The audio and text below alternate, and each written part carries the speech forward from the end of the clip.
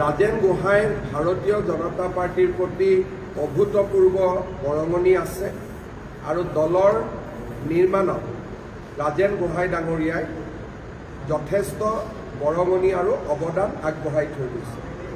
তদ্ৰুপভাৱে ৰাজেন গোহাঁই ডাঙৰীয়াৰ বৰঙণিক সন্মান জনাই ভাৰতীয় জনতা পাৰ্টিয়ে তেখেতক কেইবাবাৰো সংসদ সদস্য হোৱাৰ সুবিধা দিছে। নৰেন্দ্ৰ মোদী ডাঙৰীয়াৰ কেবিনেটত কাম কৰাৰো তেখেতে সৌভাগ্য লাভ কৰিছিল।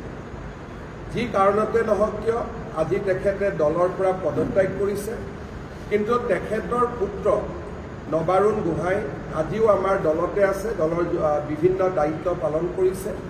মই ভাবোঁ য'তে ৰাজেন গোহাঁই ডাঙৰীয়াই যোগদান নকৰক কিয় তেওঁৰ ৰাজনৈতিক জীৱন যাতে উজ্জ্বল হয়, ৰাজনৈতিক জীৱন যাতে আৰু অধিক সৰ্বাংগ সুন্দৰ হয়, দেশৰ বাবে, জাতিৰ বাবে, মাটিৰ বাবে যাতে তেখেতে কাম কৰি থাকিব পাৰে, তাৰ বাবে ভাৰতীয় জনতা পাৰ্টিৰ হৈ আমি তেখেতক অজস্ৰ শুভকামনা আগবঢ়াইছোঁ।